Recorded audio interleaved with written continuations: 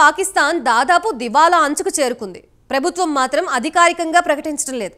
అయితే ఇటీవలే పాక్ సముద్ర జలాల్లో చమురు సహజ వాయువు నిక్షేపాలు కనుగొన్నట్లుగా ప్రకటించింది పాక్ ప్రభుత్వం. దీంతో తీవ్ర ఆర్థిక సంక్షోభంలో ఉన్న పాకిస్తాన్ దశ తిరిగినట్లేనా?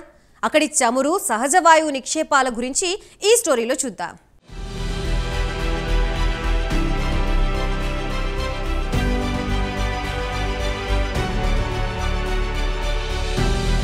పాకిస్తాన్కు అచ్చే దిన్ వచ్చినట్లేనా అన్న అనుమానాలు కలుగుతున్నాయి. ఎందుకంటే పాకిస్తాన్ సముద్ర జలాల్లో చమురు సహజ వాయువు నిక్షేపాలు కనుగొన్నట్లు స్థానిక మీడియాతో పెద్ద ఎత్తున వార్తలు వచ్చాయి. 3 సంవత్సరాల పాటు అన్వేషించి ఎట్టకేలకు ఈ నిక్షేపాలను కనుగొంది.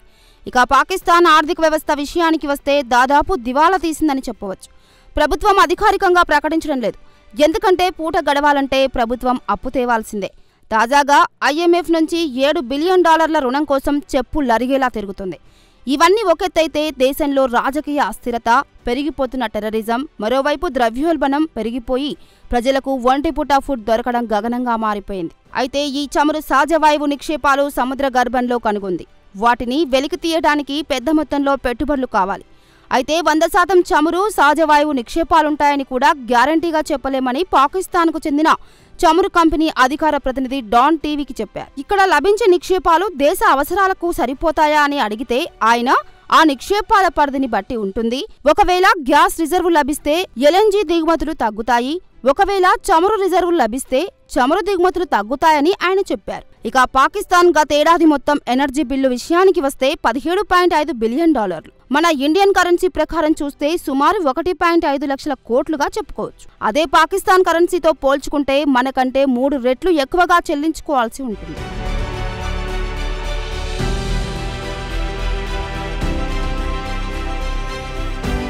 వచ్చే 7 ఏళ్లలో ఈ బిల్లు కాస్త $31 బిలియన్ అంటే 2,61,000 కోట్లకు చేరవచ్చునని స్థానిక మీడియాలో వార్తలొచ్చాయి. ప్రస్తుతం దేశీయ అవసరాలకు గాను 29% గ్యాస్, 85% చమురు, 20% బొగ్గు, 50% LNG దిగుమతులపై ఆధారపడుతోంది. అయితే సముద్ర గర్భంలో చమురు సహజ వాయువు నిక్షేపాలున్నాయి. వాటిని వెలికి తీయడానికి పెద్ద మొత్తంలో పెట్టుబడులు కావాలి. సుమారు $5 బిలియన్ అంటే సుమారు 42,000 కోట్లు అవసరమవుతాయి. వీటిని వెలికి తీయడానికి సుమారు 4 నుంచి 5 సంవత్సరాల పాటు సముద్ర గర్భంలో డ్రిల్లింగ్ కి పాల్పడితే కానీ వాస్తవాలు వెలికిరావు. ఈ ఏడాది జనవరిలో పాకిస్తాన్ ఇంధన శాఖ మంత్రి మహ్మద్ అలీ విదేశీ ఇన్వెస్టర్లను తమ దేశంలో పెద్ద మొత్తంలో పెట్టుబడులు పెట్టాలని కోరారు.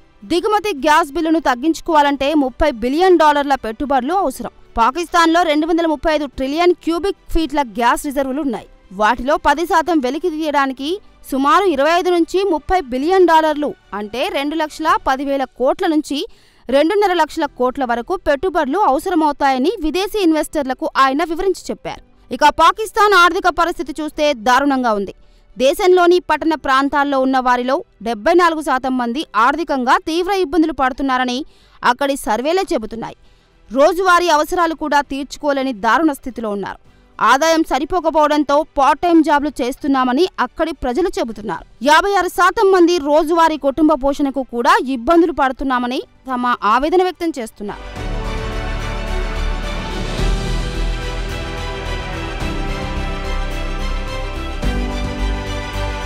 పాకిస్తాన్ ప్రభుత్వం వద్ద చేతిలో చిల్లిగవ్వలేదు. పాక్ సెంట్రల్ బ్యాంక్ వద్ద విదేశీ మారక ద్రవ్యం పూర్తిగా కరిగిపోయింది.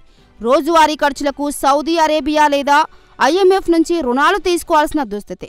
అప్పులపై వడ్డీ చెల్లించడానికి మళ్లీ అప్పులు చేయాల్సి వస్తుంది. ఈ బడ్జెట్లో సుమారు $20 బిలియన్ విదేశాల నుంచి అప్పులు తేవాలని నిర్ణయించింది. వాటిలో $3 బిలియన్ సౌదీ అరేబియా నుంచి తీసుకొని రుణాలు చెల్లించాలనే ఆలోచనలో ఉంది. ఇక IMF కూడా $7 బిలియన్ ఇవ్వడానికి సూత్రప్రాయంగా అంగీకరించింది. అక్కడి ప్రభుత్వ రంగానికి చెందిన కంపెనీలు నడవడం ప్రభుత్వానికి పెద్ద తలనొప్పిగా మారింది. ఉదాహరణకు పాకిస్తాన్ ఇంటర్నేషనల్ ఎయిర్వేస్ తో పాటు నష్టాల్లో ఉన్న స్టీల్ కంపెనీలపై పెద్ద ఎత్తున అప్పులు తెచ్చి పెట్టుబడులు పెడుతోంది. ఇప్పటి వరకు PSE కంపెనీ అప్పులే పాకిస్తాన్ కరెన్సీ ప్రకారం చూస్తే సుమారు 1.7 లక్షల కోట్లుగా తేలింది. ఈ ఆర్థిక సంవత్సరం వాటిని నడపాలంటే మరో 43,000 కోట్లు అప్పు చేయాల్సిన పరిస్థితి.